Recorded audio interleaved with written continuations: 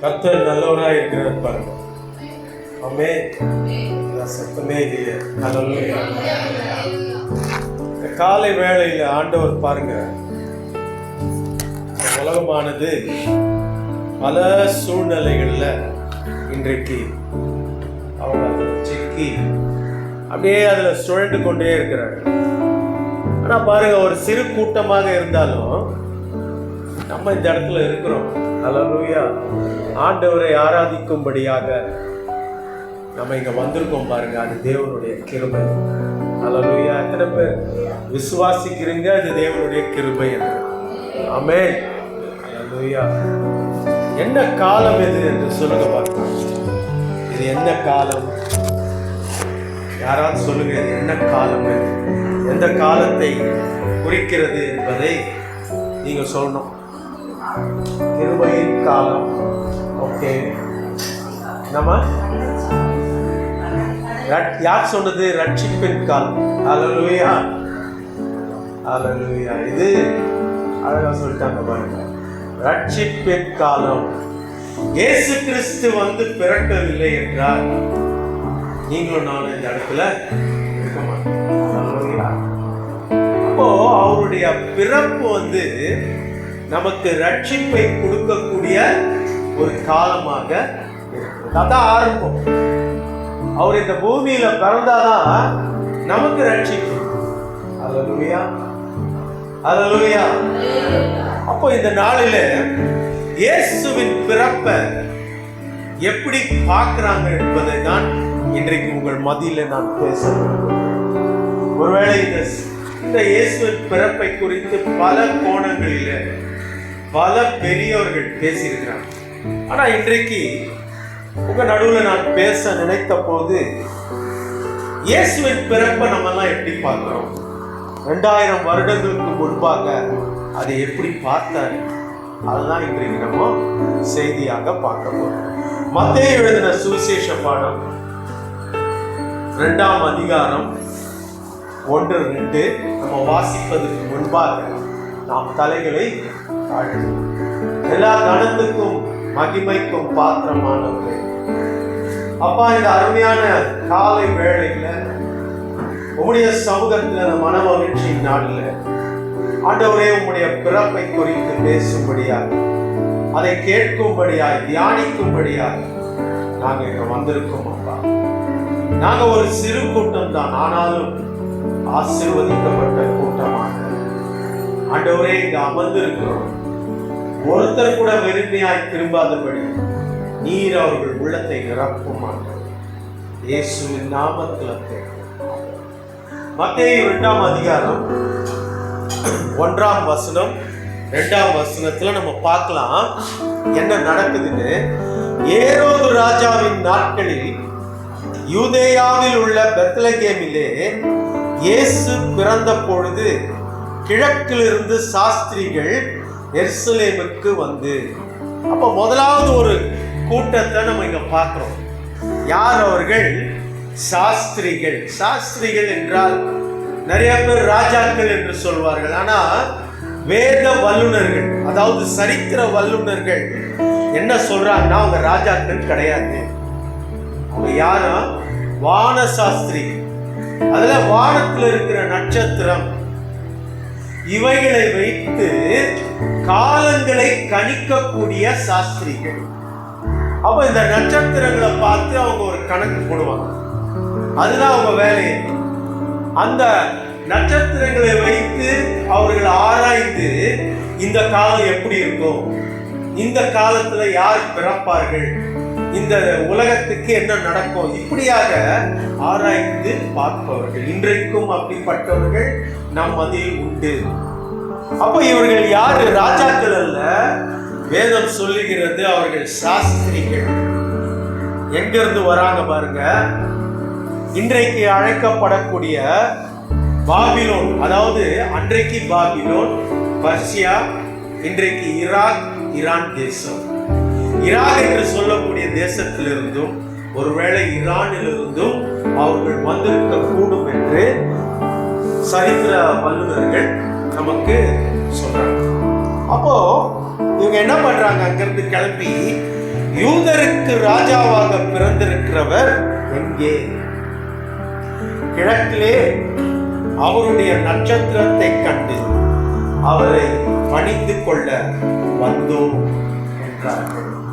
அப்போ இந்த சாஸ்திரிகள் இயேசு பிறந்ததை கணித்து அவங்க எந்த நோக்கத்தோடு வராங்க பாருங்க, அவரை நாங்கள் பணிந்து கொள்ள வேண்டும்.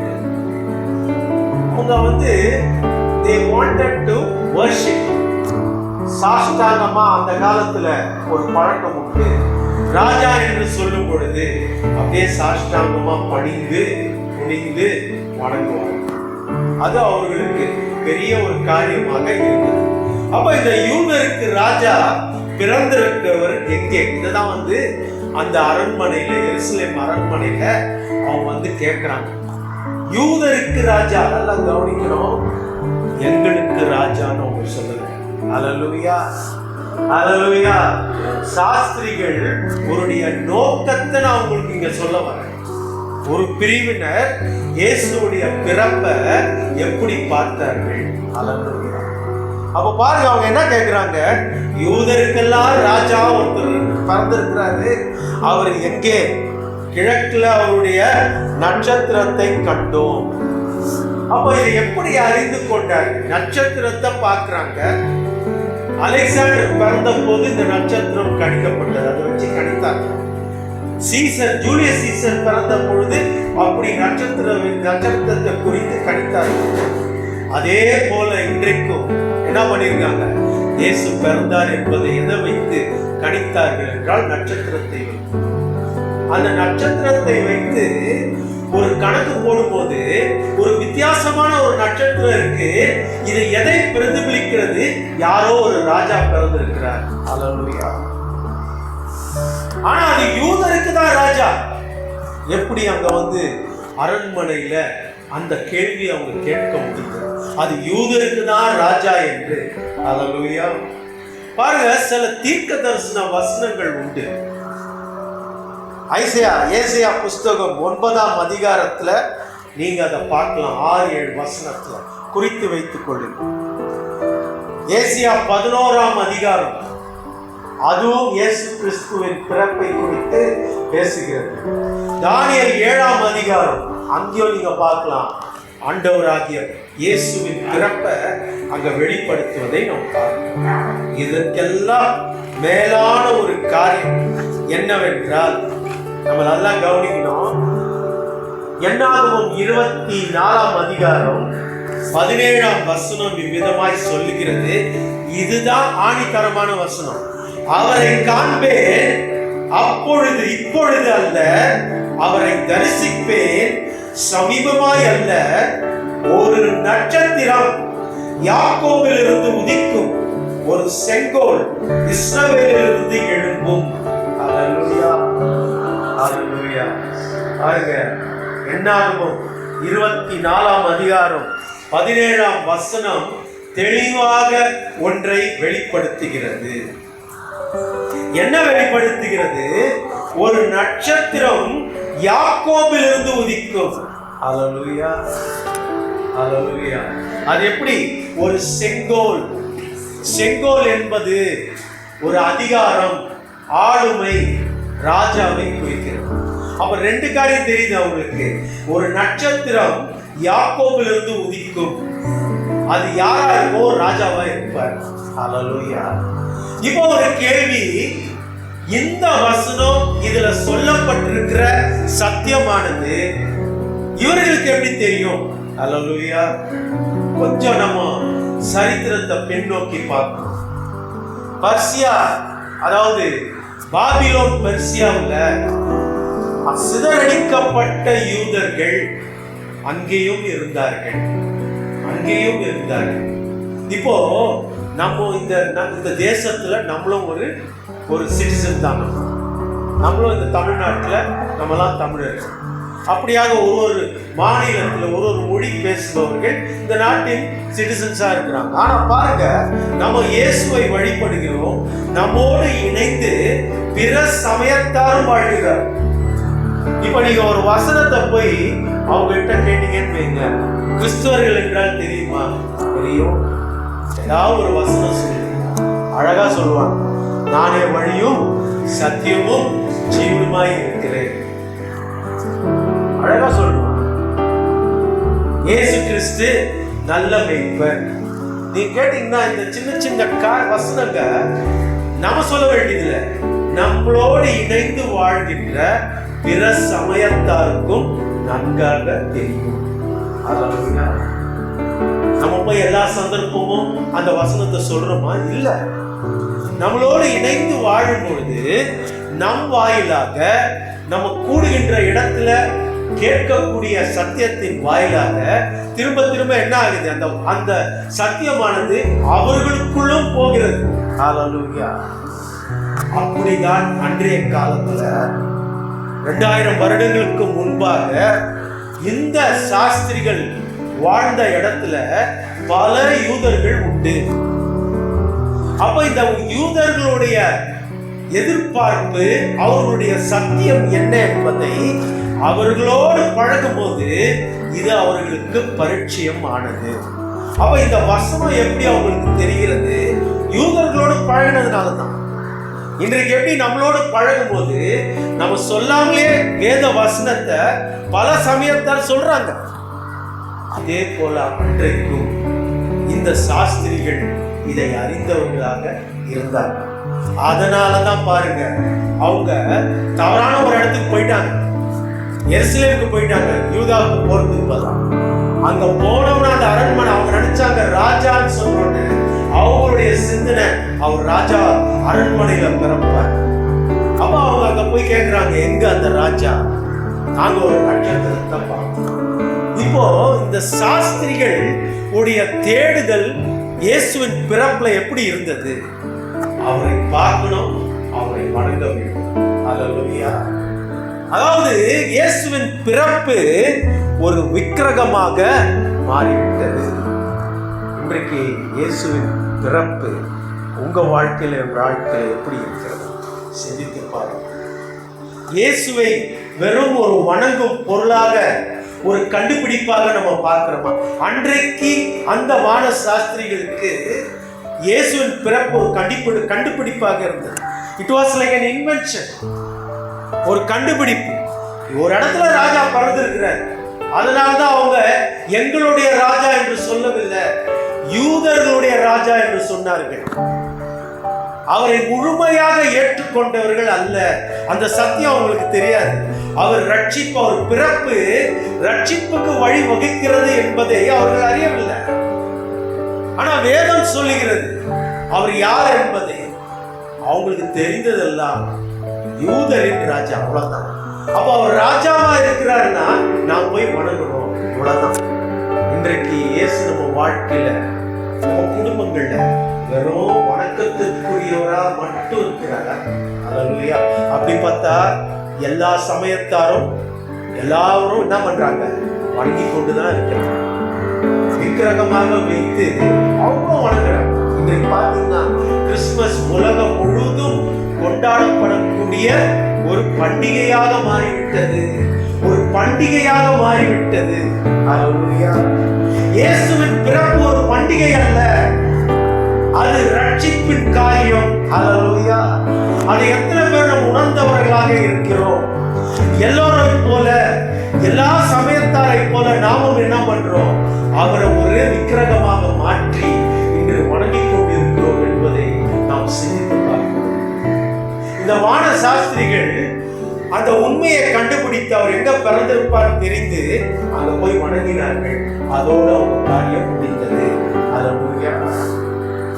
நான் போய் ராஜாவை சாஷ்டாங்கமா பணிந்து வணங்கி என்னுடைய பொருட்களை கிஃப்ட்ஸை கொடுத்துட்டேன், எனக்கும் இயேசுவுக்கும் உள்ள உறவு அவ்வளவுதான், முடிஞ்சிச்சு.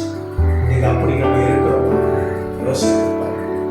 கிறிஸ்துமஸ் என்று சொல்லும் பொழுது இயேசுவை ஏற்றுக்கொண்டு அவருடைய ரட்சிப்பை பெற்றுக்கொண்டு அவருடைய பிள்ளைகளாக வாழ்கின்ற நாம் இன்றைக்கு கிறிஸ்துமஸ் என்றால் நம்முடைய குடும்பத்துல என்னவாய் இருக்கிறது என்பதை சிந்திப்போம். புது துணி வாங்கணும், சாப்பாடு செய்யணும், உற்றார் உறவுகளை சந்திக்கணும், மகிழ்ந்து இருக்கணும். இன்னும் சொல்ல போனா அடுத்தபடி நிறைய இருக்கு. அதனால இன்றைக்கு பிற சமயத்தார் நம்மளை பார்க்கும்போது, என்ன பிரதர், என்ன சிஸ்டர், கிறிஸ்மஸ் வந்துடுச்சு, என்ன உங்க வீட்டுல துணியெல்லாம் வாங்கிட்டு, அவங்க கேட்கிற முதல் கேள்வி, துணியெல்லாம் வாங்கிட்டீங்களா, என்ன சாப்பாடு செய்வீங்க, யாரெல்லாம் இன்வைட் பண்றீங்க, என்ன கிஃப்ட்ஸ். குழந்தைகளுக்கு கூட நம்ம என்ன பண்றோம், அருமையான கிஃப்ட்ஸ் வாங்கி அந்த கிறிஸ்மஸ் ட்ரீ கீழே வைத்து அந்த 25ஆம் தேதி காலையில அவங்களுக்கு ஒரு சர்ப்ரைஸ் கொடுக்குறோம். அல்லேலூயா, அல்லேலூயா. நினைவு தெரிந்த குழந்தைகளுக்கு கிறிஸ்மஸ் என்பது இயேசு பிறந்த நோக்கம் ரட்சிப்பிற்காக. உன்னையும் என்னையும் அவர் நேசிக்கிறார், நமக்கு ரட்சிப்பை கொண்டு வருவதற்காக அவர் பிறந்த தினம் இது. அதை நினைவு கூர்ந்து நம்ம கொண்டாடுகிறோம் என்பதை நம்முடைய நினைவு தெரிந்த பிள்ளைகளுக்கு கூட நம்ம சொல்லுகிறோமா என்பதை நாம் சிந்தித்து பார்க்க வேண்டும். அதனால நடக்கிற காரியம் என்ன, கிறிஸ்மஸ் என்றாலே கிஃப்ட்ஸ் தான். அந்த குழந்தைக்கு என்ன தெரியுது, கிறிஸ்மஸ்னா எனக்கு அப்பா அம்மா கிஃப்ட் வாங்கி கொடுப்பாங்க, துணி வாங்கி கொடுப்பாங்க, கிறிஸ்மஸ் ட்ரீ வைப்பாங்க, அலங்காரம் செய்வாங்க, சாப்பாடு செய்வாங்க, உற்றார் உறவினர்களை அழைப்பாங்க, இவ்வளவுதான் தெரியும். அல்லேலூயா. அதைதான் இன்றைக்கு இந்த உலகம் செய்து கொண்டு இருக்கிறது. எல்லா சமயத்தாரும் கொண்டாடும் அவர்களுடைய பண்டிகையோடு கிறிஸ்மஸையும் ஒன்றாக சேர்த்து இன்னைக்கு உலகமே கொண்டாடுகிறது. அதில் எந்த பெருமையும் கிறிஸ்தவர்களுக்கு அல்ல. தயவு செய்து அதை குறித்து நீங்கள் மகிழ்வதற்கு ஒன்றுமே அல்ல. ஏன்னா நாமே என்ன பண்ணிட்டோம், அவரை வணக்கத்திற்குரியவராக ஒரு விக்கிரகமாக மாற்றி இன்றைக்கு கிறிஸ்மஸ் அந்த கண்ணோட்டத்தில் பார்த்து கொண்டிருக்கிறோம். பிரியமானவர்கள், வான சாஸ்திரிகள் அதெல்லாம் செஞ்சாங்க. அவங்களுடைய உறவு அவ்வளவுதான். அல்லேலூயா, அல்லேலூயா. என்ன எல்லாரும் அமைதியா இருக்கீங்க? நான் ஏதாவது தப்பா சொல்லிட்டேன்னா? அல்லேலூயா. இன்றைக்கு நடக்கிறத நடைமுறையில நடந்து கொண்டிருப்பதை நான் உங்களுக்கு சொல்லுகிறேன். அல்லேலூயா. கிறிஸ்மஸ் அன்னைக்கு நான் ஒரு குடும்பமாக புறப்பட்டு இன்றைக்கு ஆண்டவர் ஏன் பிறந்தார் என்பதை ஒரு குடும்பத்துக்கு நான் சொல்லுவேன். அல்லேலூயா. அதான் கிறிஸ்மஸ், அதான் செய்வேன். இன்றைக்கு நான் ஒரு கிராமத்துக்கு போவேன், இந்த நாளில் நான் செய்த ஆகாரத்தை கொடுத்து விட்டு கிறிஸ்மஸ் இயேசு பிறப்பு ரட்சிப்பின் ஆரம்பம் என்று நான் சொல்லுவேன். இன்றைக்கு நான் ஒரு ஆர்ஃபனேஜ் போவேன், ஒரு அநாத ஆசிரமத்துக்கு போவேன், எங்க ஒதுக்கப்பட்ட தாழ்த்தப்பட்ட மக்கள் இருக்கிறார்களோ அந்த இடத்துல அந்த நாளை நான் செலவிடுவேன் குடும்பத்தோடு. அவர்களுக்கு இயேசு பிறப்பின் உண்மையை நான் அங்க போய் சொல்லுவேன். செய்கிறோமா?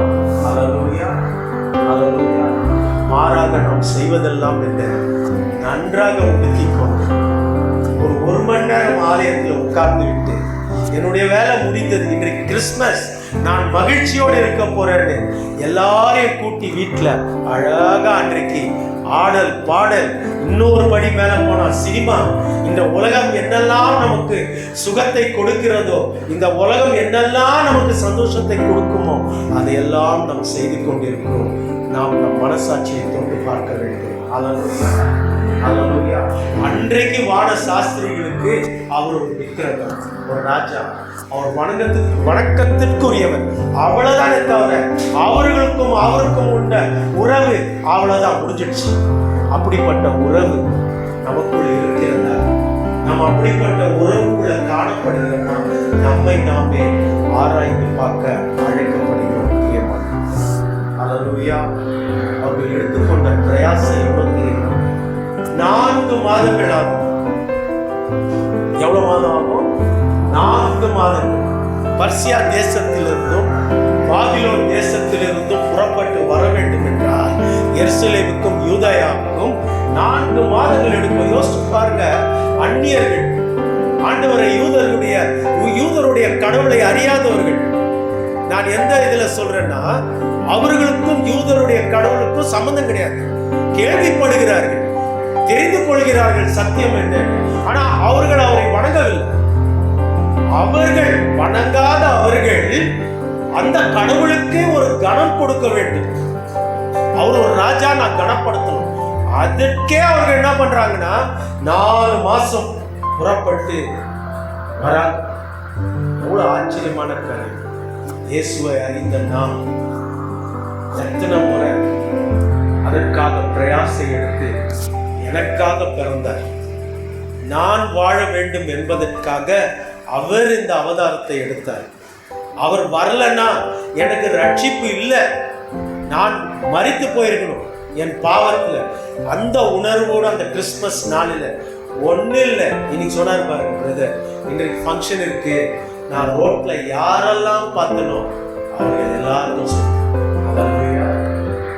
நம்ம எல்லாருக்கும் சொல்லுங்கன்னு நான் சொல்லுவேன். இன்னைக்கு நான் ஒருத்தருக்கு சொல்லுவேன், அதை செய்யலாமே. அல்லேலூயா. இனி வரப்போறும் நாட்களில் கிறிஸ்மஸ் என்று வரும்பொழுது நம்முடைய சிந்தனை, அவர் எனக்கு விக்கிரகம் அல்ல, எனக்கு ஜீவனுள்ள தேவன் என்பதை நான் நிரூபிப்பேன் என்று சொல்லி ஒரு மனுஷனுக்கு அன்னைக்கு நான் சொல்லுவேன். நம்ம எல்லாம் ஒருத்தரும் ஒரு ஆளுக்கு சொல்லுவோம். நான் சொல்லிக்கிட்டே இருக்கேன். என்னை பார்த்து கேட்குறாங்க, சார் நீங்க எல்லாம் கிறிஸ்மஸ் ஜாலியா இருப்பீங்கல்ல. நான் யோசிச்சேன், இந்த பிள்ளைங்க என்ன நினைக்கிறாங்க, என்கிட்ட படிக்கிற பிள்ளைங்க. நல்ல சாப்பாடுலாம், சார் பிரியாணி செய்வீங்களா, சார் ட்ரெஸ் எல்லாம் எடுத்துட்டீங்களா, அன்னைக்கு என்ன சார் செய்வீங்க? அவங்களுக்கு எதுவுமே தெரியல இயேசுனா யாருன்னு. நான் சொல்றேன்ப்பா, அது இயேசு பிறந்த நாள். அப்படியா, ஜீசஸ் பிறந்த நாளான்னு ஒருத்தர் கேட்கிறாங்க. அல்லேலூயா. அந்த பிள்ளைங்களுக்கு நேற்று அந்த சத்தியத்தை சொன்னேன், 10 நிமிஷம். அவர் யார் என்பது, அவர் பிறப்பு எதை குறிக்கிறது. அவங்க ஆச்சரியப்பட்டாங்க. எங்களுக்கு நாங்க பார்த்ததெல்லாம் சார் இதை தான் செய்வாங்க கிறிஸ்தவர்கள். இன்னும் ஒரு படி மேல போய் அவங்க வேற சில காரியம் சொன்னான், ரொம்ப வருத்தமாயிடுச்சு. அப்படியெல்லாம் கிடையாதுப்பா, அறியாததுனால அப்படி செய்யறாங்க. உண்மையா கிறிஸ்துவோடைய பிறப்பு எதை குறிக்கிறது என்றால் உனக்கு எனக்கு ஒரு ரட்சிப்பை கொடுப்பதற்காக அவர் அல்லேலூயா. அல்லேலூயா. யோசித்து பாருங்கள். உங்களை சிந்திக்கும்படியாக நான் அழைக்கிறேன். அடுத்ததாக ஒரு கூட்டத்தை பார்க்க போறோம்.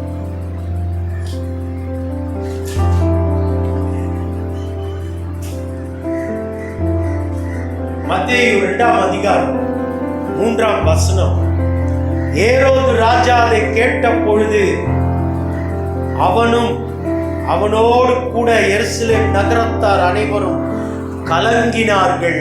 அல்லேலூயா. இன்றைக்கு இயேசுவின் பிறப்பு உங்களுக்கும் எனக்கும் கலக்கத்தை கொடுக்கிறதா? யோசித்து பாருங்க. அதிகார வர்க்கத்துக்கு, ஆளுமையில இருந்தவர்களுக்கு, ராஜாக்களுக்கு அவர் பிறந்தார் என்ற செய்திய ஒரு மிகப்பெரிய கலக்கத்தை உண்டு பண்ணினது. அல்லேலூயா. அல்லேலூயா. பாருங்க, இவங்க தப்பா எருசலேம் நகரத்துள்ள போய் அரண்மனையில இருப்பாருன்னு தவறி போய் அங்க நின்றுட்டாங்க. ஏன் வந்தீங்கன்னு கேட்டதுக்கு, யூதருக்கு ராஜா பிறந்திருக்கிறாராமே. எங்க வந்து கேக்குறாங்க, அந்த யூதருக்கு அங்க ஒரு ராஜா இருக்கிறாரு. அல்லேலூயா. அவரு ராஜா அங்க இருக்கிறாரு. ராஜா கிட்டே போய் இந்த யூதருக்கே ஒரு ராஜா பிறந்திருக்கிறாரு கேட்டா எப்படி இருக்கும்? யோசித்து பாருங்க. முதலாவது அவருக்கு ஒரு பெரிய ஷாக். நான் தாண்டா இங்க ராஜாவே, என்னை தவிர்த்து ஒரு ராஜா பிறந்திருக்கிறாரா? எல்லாருக்கும் இயல்பா ஏற்படக்கூடிய ஒரு கேள்வி, ஒரு ஆதங்கம், ஒரு கோபம், அதோடு சேர்ந்து ஒரு கலக்கம். அல்லேலூயா. நான் வீட்டு ஓனரு, நான் என்கிட்ட தான் 10 இருக்கு, என் பேர்ல வீடு இருக்கு. இன்னைக்கு அது 10 கோடி ரூபாய் போகும். யாரோ ஒருவர் வந்து கேட்கிறாரு, இந்த வீட்டுக்கு உரிமையாளர் ஒருத்தர் இருக்கிறாராமே, வெளிநாட்டுல இருந்து இப்பதான் வந்தாராமேன்னு கேட்டா நான் எப்படி ஃபீல் பண்ணுவேன்னு யோசிச்சு பாருங்க. அல்லேலூயா. அப்போ இந்த இடத்துல பாருங்க, பல காரணங்க இருக்கு. அந்த கலக்கத்துக்கு ஒரு விதமான பயம் அந்த ராஜாக்கு வந்துடுச்சு. என்ன ரீசன்? இவர் யார்? ஏரோது ராஜா யார்? கொஞ்சம் நம்ம சிந்திக்கணும். வேதம் வாசிக்கும் போது அதனுடைய பின்னணியும் கொஞ்சம் கான்ஃபிடன்ஸ் என்று சொல்வார், கமெண்ட்ரிஸ், இதெல்லாம் கொஞ்சம் வச்சு நீங்க வாசிச்சீங்கன்னா உங்களுக்கு அதனுடைய பின்னணி நன்றாக புரியும். அப்பொழுது இந்த சத்தியம் இன்னும் நன்றாக பதிந்து விடும். ஏரோது ராஜா அவங்க அப்பா ராஜாவா இருந்தார். அதற்கு முன்பாக தள்ளப்பட்ட ஆகமங்கள் என்று சொல்லக்கூடிய நம்ம புஸ்தகத்துல கிடையாது. ரோமன் கத்தோலிக்கர்கள் புஸ்தகத்துல அது உண்டு. மக்கபீஸ் என்று சொல்வார். அந்த மக்கபீஸை சார்ந்தவர்கள் தான் அன்றைக்கு யூதர்களுக்கு, ஏன்னா யூதர்கள் பிரிந்து இருந்தாங்க, ஒரு கூட்டமா ஒரு இடத்துல இல்லை. அப்போ அதற்கு தலைவர்களாக இந்த மக்கபீஸ் இருந்தார்கள். பிறகு ஏரோது ராஜா இந்த யூதேயாவில் இருக்கிற யூதர்களுக்கு தலைவனாக ஒரு ராஜாவாக இருந்தார். அவருக்கு பிறகு இந்த ஏரோது யூதர்களுக்கு ராஜாவாக இயேசு பிறக்கும் போது 30 வருஷமா அவர் ராஜாவா இருக்கிறார். 30 வருஷமா அவர் யூதர்களுக்கு ராஜாவா இருக்கிறார். என்ன, எப்படி ராஜாவா வந்தார்? இந்த யூதேயா தேசமானது, இடமானது ரோமர்களுடைய ஆட்சிக்கு உட்பட்டு 1ஆம் நூற்றாண்டிலே கைப்பற்றப்பட்டது. அப்ப இந்த யூதேயா யார் கீழே இருந்ததுன்னா ரோமர்களுடைய ஆட்சி கீழே இருந்தது. இப்ப இந்த ரோமர்கள் நேரடியாக இந்த யூதர்களை நம்ம கண்ட்ரோல் பண்ண முடியாது. அப்போ நாங்க மேல இருப்போம், ஆனா கீழே யூதர்ல இருந்தே ஒருத்தரை ராஜாவை வச்சா நம்ம ஆளுகை செய்வதற்கு, அவங்களை அடக்குவதற்கு சுலபமாக இருக்கும் என்றுதான் இந்த ஏரோது அந்த ராஜாவாக அவங்க அப்பாக்கு அப்புறம் அமர்ந்தார். இப்ப இயேசு பிறந்த சூழ்நிலையில சரித்திர ரீதியாக, அரசியல் ரீதியாக, சமுதாய ரீதியாக அங்க என்ன நடந்தது? மிகப்பெரிய குழப்பம். ஏற்கனவே ஏரோதுக்கு விரோதமாக ஒரு கூட்டம் எழுப்பினது. ஏனென்றால் ஏரோது கொடூரமான ஒரு மன்னன். எல்லாரையும் வெட்டி சாய்த்து கொண்டு இருந்தான். யாரையும் டாலரேட் பண்ண மாட்டான். ஒரு விசித்திரமான குணம், அவனுக்கு சிந்திக்க கூட மாட்டான். தனக்கு பிடிக்கலன்னா அவங்கள கொன்னுடும், துன்பப்படுத்துவான். அதுல அவன் ஒரு யூதனாக இருந்தும் யூதர்களை கொடுமைப்படுத்தினான். அதற்கு ஒரு பின்னணியும் இருந்தது. ஏனென்றால் அவன் முழு யூதன் அல்ல. அவனுடைய தாயார் ஒரு அரேபிய பெண். அல்லேலூயா. அப்போ ஒரு யூதனுக்கும் ஒரு அரேபிய பெண்ணுக்கும் மூலமாக பிறந்தவர் தான் இந்த ஏரோது. அதனால முழுமையாக யூதர்கள் மேல் பற்று கிடையாது. முழுமையான ஒரு விசுவாசம் அவர்களோடு கொண்டது கிடையாது. ஆதலால ஆட்சி பீடத்துல இருக்கும்போது தான் என்ன நினைச்சானோ அதெல்லாம் செஞ்சான். இதனால மிகப்பெரிய ஒரு கலவரம், மிகப்பெரிய ஒரு கலவரம் நிறைந்த ஒரு சூழ்நிலையில தான் இந்த சாஸ்திரிகள் உள்ள நுழைஞ்சி யூதருக்கு ராஜா பிறந்திருக்கிறாருன்னு அந்த மனுஷன் பயந்துட்டான் ஒரு செகண்ட்.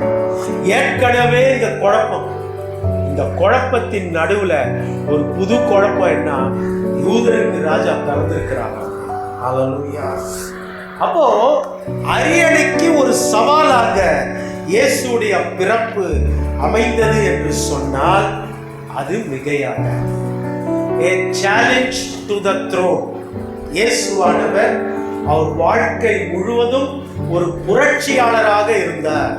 இன்னைக்கு யார் யாரோ நான் ஒரு புரட்சியாளர் என்று சொல்கிறார்கள். ஆனால் வேதம் வாசித்து பார்த்தால் ஒடுக்கப்பட்டவர்கள், தாழ்த்தப்பட்டவர்கள், இல்லாதவர்கள், இவர்களுக்காக ஒரே மனிதராக நின்று குரல் கொடுக்கும் மனிதராக, ஒரு புரட்சியாளராக அன்றைக்கு இயேசு காணப்பட்டார் என்பதுதான் உண்மை. அப்போ அவருடைய பிறப்பு கூட ஒரு புரட்சி செய்தது. என்ன, பெரிய ராஜாவாகிய ஏரோதியை அசைத்தது. அல்லேலூயா. ஏன் அசைத்தது?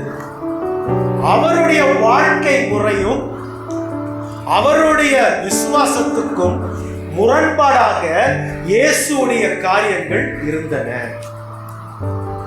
பாருங்க, இயேசுடைய பிறப்ப ரொம்ப அழகா ஒரு வசனம் சொல்லும். லூக்கா எழுதின சுவிசேஷம் 8ஆம் அதிகாரம் பாருங்க. நீங்க அந்த 8ஆம் அதிகாரத்துல அவருடைய பிறப்பை ரொம்ப அழகா சொல்லியிருப்பாங்க. என்ன, பூமியில் சமாதானமும் மனுஷர் மேல் பிரியமும் உண்டாவதாக.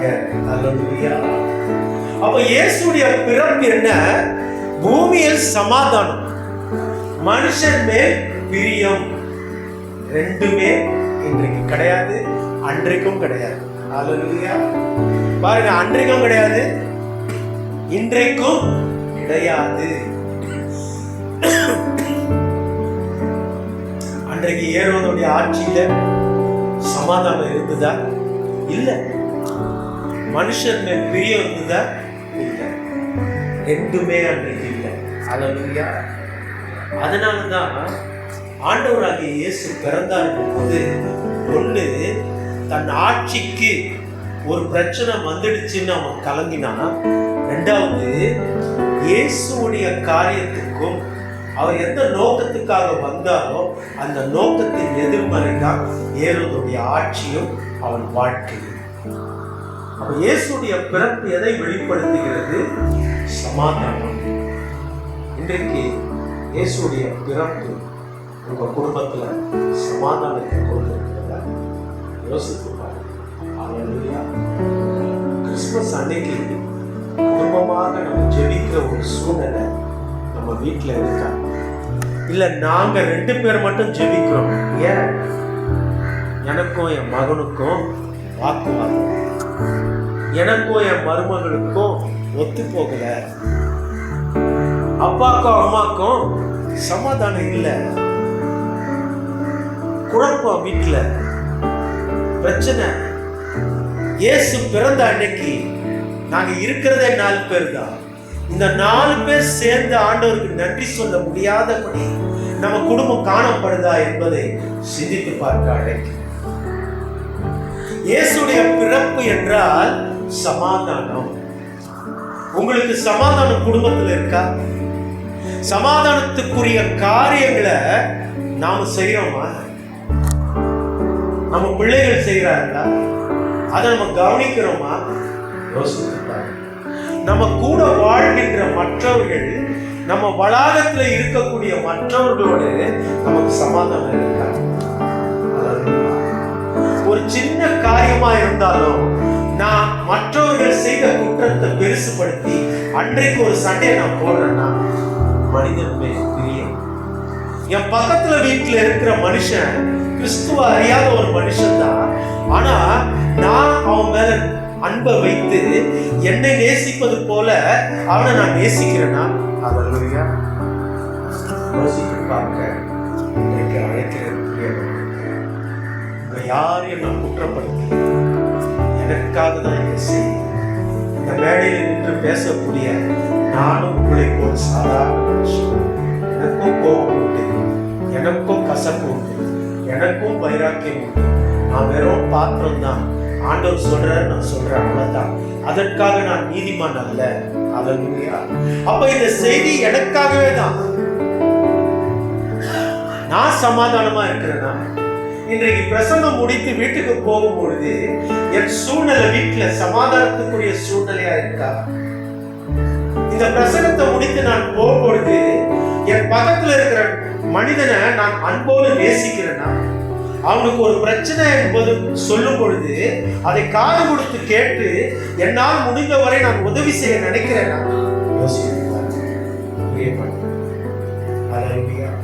அன்றைக்கு ஏரோதுடைய அரசு கிறிஸ்துவின் காரியங்களுக்கு முரண்பட்டதா இருந்ததுனால ஏரோது கலங்கினார். இன்றைக்கு இயேசுடைய பிறப்பு உங்க வாழ்க்கையில மகிழ்ச்சியை கொண்டு வருகிறதா அல்லது கலக்கத்தை உண்டு பண்ணிருக்கிறதா? ஐயோ, கிறிஸ்து பிறந்த இன்னைக்கு கிறிஸ்துமஸ், நிம்மதியே இல்லையே. அல்லேலூயா. எத்தனை தடவை என் வாழ்க்கையில நான் சொல்லியிருக்கேன், ஐயோ கிறிஸ்துமஸ் வந்து கொண்டு இருக்கிறது, என் உறவினர்களை பார்த்து அவர்களை வீட்டுக்கு அழைக்க வேண்டும், அவர்களோடு இந்த நாளை நான் செலவிட வேண்டும் என்று என் இருதயத்தில் நினைக்க முடியல. ஏன்னா அவர்களோடு பகை. நெடுநாளா என் தாயாரோடு நான் பேசுறதே இல்லை. இந்த கிறிஸ்துமஸ் என் தாயை சந்தித்து அவர்களை வீட்டுக்கு கொண்டு வந்து நான் பேசுவேன் என்று சொல்லும்படியான ஒரு உறுதி எனக்குள் இருக்கிறதா? பிரியமானவர்களே, மனிதர் மேல் அன்பு. அல்லேலூயா. அல்லேலூயா. இப்படிப்பட்ட ஒரு சூழ்நிலை என் குடும்பத்துல இருக்குமானால், இப்படிப்பட்ட சூழ்நிலை ஒரு தேசத்துல இருக்குமானால், இப்படிப்பட்ட சூழ்நிலை நம்மை ஆளுகை செய்பவர்களிடம் இருக்குமானால், இயேசுடைய பிறப்பு நம்மை கலங்கடிக்கும். அல்லேலூயா. அல்லேலூயா. அல்லேலூயா. யோசித்து பாருங்க, சிந்தித்து பாருங்க. பிரியமானவர்களே, இயேசு என்று சொல்ல கூட நம்ம பயப்படுறோம். இந்த வேதத்தை எடுத்துட்டு வர பயப்படுறோம். வெட்கமா இருக்கு.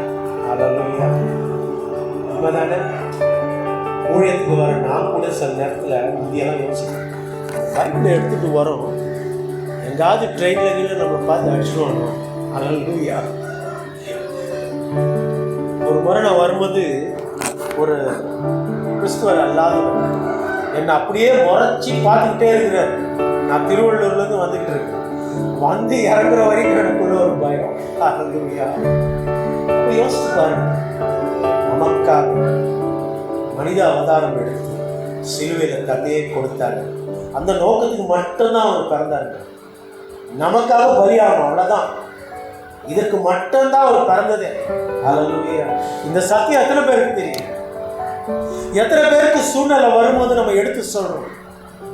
சென்னையில் ஒரு மிகப்பெரிய பள்ளி, அந்த பள்ளிக்கூடத்தில் ஒரு இவாஞ்சலிஸ்ட், அவர் அடிக்கடி அங்கே போவது. எல்லா சமயத்தாரும் அங்கே படிக்கிறாங்க. அது ஒரு கிறிஸ்தவ பள்ளி. எல்லா சமயத்தாரும் படிக்கிறாங்க. எல்லா சமயங்களை குறித்தும் அங்கே பேசப்படுது. யாருக்கும் அந்த தடையும் இல்லை. ஒரு முறை போகும்போது கிறிஸ்மஸ் காலம், அந்த மேனேஜ்மெண்ட் கூப்பிட்டு சொன்னாங்க, பிரதர் ஜீசஸ் என்று சொல்லாது. அல்லேலூயா. அல்லேலூயா. புரியுதா நான் சொல்றது? அங்கே வரீங்க, பொதுவாக பேசுங்க, ஜீசஸ் என்று பேசாங்க. ஏன்னா பலதரப்பட்ட மக்கள் இருக்கிறாங்க. அல்லேலூயா. அவர் வருத்தத்தோடு திரும்பி வந்துட்டார். ஒன்று நமக்கு போய் சொல்ல போகிறது இல்லையா? ஜீசஸ் பிறந்தாருங்க, ரட்சிப்புக்காக பிறந்தார். எல்லாரையும் அவர் நேசிக்கிறார். எல்லாருக்கும் அவர் ஆண்டவராய் இருக்கிறார். அவ்வளோதானே சொல்ல போகிறோம். வேற ஒன்றும் இல்லையே. அது கூட மறுக்கப்பட்டது. அல்லேலூயா. நான் ஒரு பெரிய பள்ளிக்கு போனேன், என்னுடைய பேத்தி படிக்கிற பள்ளி. அங்கே போய் உட்கார்ந்து இருந்தேன். அவங்க வந்து ஆர்சி, அவங்க எல்லாரையும் அழைத்து இருந்தாங்க. பேரண்ட்ஸ் ஃபங்க்ஷன்லாம் நடந்தது. குறைந்தது ஒரு 10 ஃபங்க்ஷன், 10 ப்ரோக்ராம் நடந்தது. ஒவ்வொரு ப்ரோக்ராமும் பார்க்குற ஒரு இடத்துல கூட ஜீசஸ் வார்த்தையே கிடையாது. அல்லேலூயா. ரொம்ப வருத்தமா இருந்தது. இது இயேசு பிறந்த காலம், அதற்காக தான் ஃபங்க்ஷனே. ட்ரீயை பற்றி பேசுகிறாங்க, சாண்டா கிளாஸை பற்றி பேசுகிறாங்க, கிஃப்ட்ஸை பற்றி பேசுகிறாங்க, குழந்தைகளுடைய திறமையை பற்றி பேசுகிறாங்க, பள்ளிக்கூடத்தை குறித்து பேசுகிறாங்க, எத்தனாவது ஆண்டு கிறிஸ்மஸ் விழா கொண்டாடணும்னு அதை பற்றி பேசுகிறாங்க. இயேசுவை குறித்து ஒரு வார்த்தை நான் வேதனையோடு அமர்ந்திருக்கேன். அப்போ என்ன நடந்தது? அங்கே ஒரு ஃபாதர் வந்திருந்தார். அவர் பேச போட்டார், மேடையில் ஏறினார். நான் ஒன்று எதிர்பார்க்கிறேன், பொதுவாக பேசுவாங்க. அவர் ஆரம்பித்தார், இயேசுடைய பிறப்பு என்ன தெரியுமா? அப்படியே நிமிர்ந்து உட்கார்ந்துட்டு ஆச்சரியமா இருக்கு. அவருடைய பிறப்பு நம்மை ரட்சிப்பதற்காக தெளிவா 10 நிமிஷத்துல ஜீசஸ் யார் என்று சொல்லிவிட்டார். யாரையும் புண்படுத்தல. எல்லா சமயத்தாரும் உட்கார்ந்து இருந்தாங்க. அவங்களுக்கு ஒரு நற்செய்தியை சொன்னார், அவ்வளவுதான். ஜீசஸ் தான் யாருன்னு சொன்னார். அதுதானுங்க நம்ம வேலை. யாரையும் புண்படுத்துறது நம்ம வேலை. எல்லாருடைய வழிபாட்டையும் அவர்களுடைய விசுவாசத்தையும் நம்ம தடை செய்ய நம்ம யார்? நாம இயேசு யார் என்பதை அங்க சொல்ல, அவ்வளவுதான். எல்லாரும் கேட்டாங்க, எல்லாரும் கை தட்டினாங்க. அல்லேலூயா. ரொம்ப மகிழ்ச்சியா இருக்கு. கிட்டத்தட்ட 1.5 மணி நேரத்துக்கு அப்புறம் அந்த நிகழ்ச்சி என்ன நோக்கத்துக்காக நடந்ததோ அதை 10 நிமிஷத்துல அந்த ஃபாதர் மிக அழகாக பேசினார். அதுதான் இயேசு. அல்லேலூயா. இன்றைக்கு மற்றவர்களுக்கு சொல்லக்கூடிய அளவுக்கு என் குடும்பம் சாட்சியாக இருக்கிறதா? என் வாழ்க்கை சாட்சியாக இருக்கிறதா? இயேசுடைய பிறப்பை நான் கலக்கத்தோடு அல்ல, மகிழ்ச்சியோடு நான் சொல்லுவேன். அல்லேலூயா. செய்ய முடியுமா? சிந்தித்து பார்க்க அழைக்கிறேன். மூணாவது ஒரு கூட்டம். இந்த கூட்டத்துக்கு தான் ஆண்டவர் சத்தியத்தை சொல்றார். அல்லேலூயா. லூக்கா எழுதின சுவிசேஷ பாடம் 8ஆம் அதிகாரம் 20ஆம் வசனம். லூக்கா 8 2ஆம் அதிகாரம். லூக்கா 2ஆம் அதிகாரம் பக்கம் உங்களுக்கு எடுக்க முடியலன்னா 78. 78 2ஆம் அதிகாரம். அப்பொழுது 8ஆம் வசனம். அப்பொழுது அந்த நாட்டிலே மேய்ப்பர்கள் வயல்வெளியில் தங்கி ராத்திரியிலே தங்கள் மந்தையை காத்து கொண்டிருந்தார்கள். இப்போ 3வது ஒரு கூட்டத்துக்கிட்ட ஆண்டவர் போற. 3வது கூட்டம் இப்ப ஆண்டவருடைய பிறப்பை கேட்குது. யார் அந்த கூட்டம்?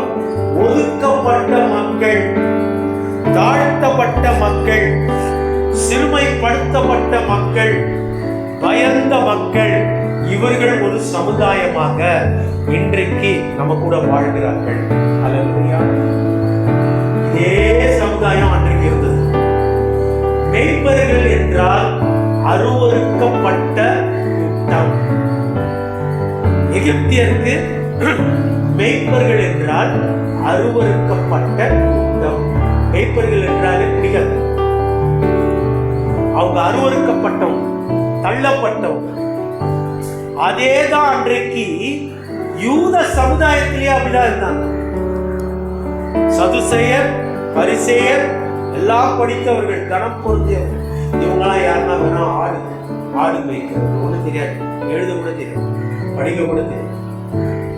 இன்றைக்கும் நம்முடைய சமுதாயத்துல அப்படிப்பட்ட ஜனங்கள் இருக்கிறாங்க. படிக்க தெரியாது, எழுத தெரியாது, ஒதுக்கப்பட்ட நிலை. எதுக்கு எடுத்தாலும் பயம். ஒரு ஆபீஸ்ல உள்ள போய் ஒரு மனு கொடுக்கணும்னா கூட அவங்க பயப்படுவாங்க. ஒரு பள்ளிக்கூடத்துல ஒரு டீச்சரை பார்க்கணும்னா கூட தயங்கி நிற்பாங்க. அப்படிப்பட்ட தாழ்த்தப்பட்ட சமுதாயத்துக்கிட்ட தான் என்ன நடக்குது பாருங்க. அவ்வேளையில அதுவும் அவங்க இருந்த சூழ்நிலை பயங்கரமான சூழ்நிலை. அவங்க வீட்டுக்கே வரமாட்டாங்க. ஏன்னா பாதி நேரம் அவங்க ஏற்றுக்கொள்ளப்படுவதில்லை. அவங்க கிட்ட வருமானம் இருக்காது. அவங்களுக்கு தெரிஞ்சதெல்லாம் இந்த ஷெப்பர்டிங், இந்த ஆடுகளை மேய்க்கிறது தான். ஸோ அவங்க முக்கால்வாசி நேரம் அவங்க வாழ்க்கையை எங்க கடக்கிறாங்கன்னா கடினமான சூழ்நிலை, குளிர் நிறைந்த காலம், வனாந்திரம், மலை பிரதேசம், பயங்கரமான விலங்குகள் நடுவில் தான் அவங்க வாழ்க்கை. இப்படிப்பட்டவர்களிடம் தான் என்ன நடக்குது? கர்த்தருடைய தூதன் அவர்களிடத்தில் வந்து நின்றான். கர்த்தருடைய மகிமை அவர்களை சுற்றிலும் பிரகாசித்து அவர்கள் மிகவும் பயந்தார்கள். தேவதூதன் அவர்களை நோக்கி, பயப்படாதிருங்கள், இதோ எல்லா ஜாதிக்கும் ஜனத்திற்கும் மிகுந்த சந்தோஷத்தை உண்டாக்கும் நற்செய்தியை உங்களுக்கு அறிவிக்கிறேன். யாரை தேர்ந்தெடுத்தார் ஆண்டவர்? உலகத்தில் உள்ள எல்லா ஜனத்துக்கும் ஒரு நற்செய்தி, மிகுந்த சந்தோஷம், உலகத்துக்கே சந்தோஷத்தை கொடுக்கிற ஒரு செய்திய ஆண்டவர் யார்கிட்ட சொன்னார் தெரியுமா? மிகப்பெரிய ஒரு கல்யாணத்தை நடத்துறேன், 2000 பேருக்கு ஆகாரம். அவங்களாம் யார் தெரியுமா? எல்லாம் இருக்கிறோம். என்னைக்காவது 10 டேபிள் போட்டு ஒரு 100 பேரை அந்த 2000 பேர் நடுவில் ஒன்றும் இல்லாம எனக்கு திருப்பி கொடுக்க முடியாத நிலையில ரோட்ல பசியில திரிஞ்சிட்டு இருக்கிற மக்களை கொண்டு வந்து ஆனர் பண்ணி முதல்ல அவங்களுக்கு சாப்பாடை போடுது. என்னைக்காவது என் வாழ்க்கையில நான் நினைச்சிருக்கேன். அல்லேலூயா. மிகுந்த சந்தோஷத்தை கொடுக்கிற செய்திய பிதாவானவர் இந்த ஏழ்மையான மக்களுக்கு தான் சொல்றார். அல்லேலூயா. யோசித்து பாருங்க. இன்று கர்த்தராகிய கிறிஸ்து என்னும் இரட்சகர் உங்களுக்கு தாவீதின் ஊரில் பிறந்திருக்கிறார். பிள்ளையை துணிகளில் சுற்றி முன்னணையிலே கிடத்தியிருக்க காண்பீர்கள். இதுவே உங்களுக்கு அடையாளம் என்றான். அச்சனமே, அந்த சனமே, பரம சேனையின் திரள் அந்த தூதனுடனே தோன்றி, உன்னதத்தில் இருக்கிற தேவனுக்கு மகிமையும் பூமியிலே சமாதானம் மனுஷன் மேல் பிரியமும் உண்டாவதாக என்று சொல்லி தேவனை துதித்தார். ஹல்லேலூயா. யோசித்து பாருங்கள்.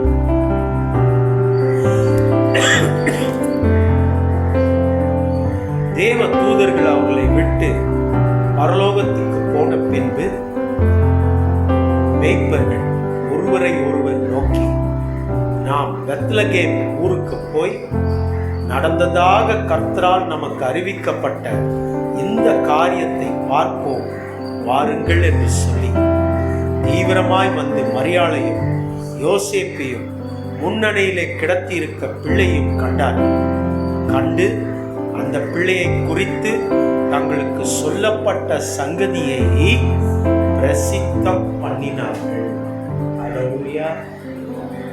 ஏழ்மையான மக்களுக்கு படிக்க தெரியாது, யூத மார்க்கத்தில் இருக்கக்கூடிய சத்தியம் தெரியாது, இயேசு யாருக்கு தெரியாது. ஒரு 5 நிமிஷம் முன்னாடி தான் எல்லாம் நடக்குது. அதை அவங்க விசுவாசிக்கிறாங்க.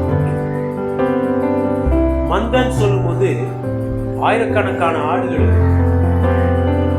எதற்கும் அந்த மந்தையை விட்டு போக வேண்டாம், இயேசுடைய பிறப்பை மட்டும் சொல்லணும்ன்றதுக்காக அந்த செய்தியை கேட்டோன்னு என்ன பண்றாங்க, மந்தையோடு போக முடியாது, அதை விட்டுட்டு தான் அவங்க போயிடும்.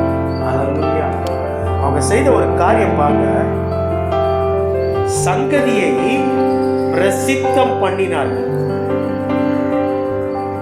மேய்ப்பர்களும் 20ஆம் வசனம், தங்களுக்கு சொல்லப்பட்டத்தின்படியே கேட்டு கண்ட எல்லாவற்றிற்காகவும் தேவனை மகிமைப்படுத்தி துதித்துக் கொண்டு திரும்பி போனார்கள். கிறிஸ்துமஸ் பிறப்பு நம்ம வாழ்க்கையில, நம்ம குடும்பத்துல ஒரு ஜெப கூட்டம் இருக்கா? குடும்பமா நம்ம எல்லாம் சேர்ந்து, ஆண்டவரே இன்னைக்கு எனக்காக தான் நீங்க பிறந்தீங்க, உங்களை நான் துதிக்கிறேன்னு நம்ம துதிக்கிறோமா? இல்லை 10 நிமிஷம் சாப்பிட்றதுக்கு முன்னாடி மட்டும் சாப்பாடு ஆயத்தமானவுடனே ஆண்டவரே இது ஆசீர்வாதம் அவ்வளோதான், அப்படி முடிந்து விடுகிறதா? இயேசுவின் பிறப்பு. ஒன்றுமே இல்லாத அந்த ஏழை மக்கள் சத்தியத்தை கேட்டவன அவங்க செய்கிற காரியம் அதை பிரசித்தம் பண்ணாங்க.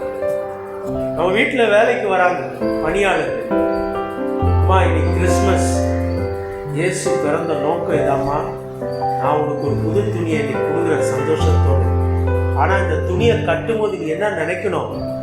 ஏசப்பா எனக்காக உனக்காக பிறந்தார், அவர் பிறந்ததுனால தான் நமக்கு ரட்சிப்பு, நீ இதை நினைக்கணும்னு சொல்லி கொடுக்குறோமா? ஹல்லேலூயா. அல்லது நான் எப்படி கொடுக்குறேன் பாரு, கிறிஸ்மஸ் அன்னைக்கு என் பெருமை, நான் இத்தனை பேருக்கு என்கிட்ட வேலை செய்கிறவங்களுக்கு இவ்வளோ காசு கொடுத்தேன், இவ்வளோ துணிமணி கொடுத்தேன், அன்றைக்கு இவ்வளோ ஏழைகளுக்கு நான் சாப்பாடு போட்டேன். இல்லை தெரியும், என்ன கவனமாக பாருங்க. அவர்கள் சங்கதியை கேட்டு அதை பிரசித்தம் பண்ணினார்கள். பிறகு என்ன பண்ணாங்களாம்? துதித்தார்கள், மகிமைப்படுத்தினார்கள். எவ்வளோ பெரிய காரியம்! யார் சொல்லி கொடுத்தாங்க? யார் இவர்களுக்கு சொல்லி கொடுத்தாங்க? வான சாஸ்திரிகளுக்கு அவர் வணக்கத்திற்குரியவர், ஏரோதுக்கு தன்னை கலங்கடித்த ஒரு பிறப்பு. ஆனால் இந்த மேய்ப்பர்களுக்கோ சந்தோஷத்தையும் துதித்தலும் மகிமைப்படுத்தலும் பிறருக்கு அந்த சங்கதியை போய் சொல்லும்படியாகவும் ஒரு ஏவுதலை கொடுத்த ஒரு பிறப்பாக இயேசுவின் பிறப்பு. 3 விதமான சிந்தனைகளை பார்த்து சமுதாயத்தில் 3 விதமான மக்களுக்கு இயேசு எப்படிப்பட்ட தாக்கத்தை அவர் பிறப்பு பண்ணினார்.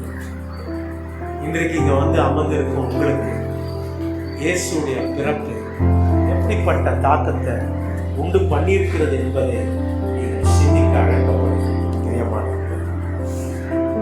வீட்டுக்கு போகும்பொழுது இன்றைய இதோடு இந்த செய்தியை நிறுத்தி விடாதபடி வீட்டுக்கு போய் இந்த பகுதியெல்லாம் வாசிச்சு, இத்தனை வருஷம் 25 வருஷம் கிறிஸ்துமஸ் கொண்டாடுறோம், 30 வருஷம் 40 வருஷம் 50 வருஷம் 60 70 80 90 100 ஒவ்வொரு கிறிஸ்துமஸும் என் வாழ்க்கையில் நான் எப்படி கொண்டாடுறேன்? அந்த பிறப்பின் நாள் எனக்கு எப்படி இருந்தது? அன்னைக்கு யாருக்காவது நான் சத்தியத்தை சொன்னேன். அந்த பிறப்பு ஒரு ரட்சிப்பின் ஆரம்பம் என்பதை நான் என்னைக்காவது உணர்ந்தேன். உங்களை சிந்திக்க நான் அழைக்கிறேன். கர்த்தர் தாமே இந்த செய்தியை ஆசீர்வதிப்பார். ஆமென். நாம் கண்களை மூடுவோம். எல்லா கனத்துக்கும் மகிமைக்கும் பாத்திரமானது இயேசப்பா, அருமையான இந்த காலை வேளையில உம்முடைய பிறப்பு எங்க வாழ்க்கையில எப்படிப்பட்ட தாக்கத்தை உண்டு பண்ணினது என்பதை குறித்து நாங்கள் சிந்திக்க அழைக்கப்பட்டிருக்கிறோம். இந்த நாளில் இங்க வந்து இந்த சத்தியத்தை கேட்ட ஒவ்வொருவரும் நிறைவோடு வீட்டுக்கு போவார்கள் என்று நான் விசுவாசிக்கிறேன். அதோடு நிற்காம வரப்போகும் கிறிஸ்துமஸ் நாட்கள் அவர்களுக்கு ஒரு புதிய அர்த்தத்தையும் புதிய வெளிப்பாட்டையும் கொடுத்திருக்கும் என்று நான் விசுவாசிக்கிறேன். இந்த சபைக்காக ஜெபிக்கிறேன். கடந்த முறை வரும்போது இது ஒரு சின்ன சபையாக, ஆனால் இதை விஸ்தாரமாக்கி அதற்காக உங்களுக்கு நன்றி சொல்றேன். வந்த ஒவ்வொருக்கருக்காக ஸ்தோத்திரம். பாஸ்டரையும் அவர் குடும்பத்தையும் கரத்தில் ஒப்புக் கொடுத்தார். ஆண்டவரே, இந்த ஆராதனைக்காக ஸ்தோத்திரம். தொடர்ந்து நீர் ஆசீர்வதி.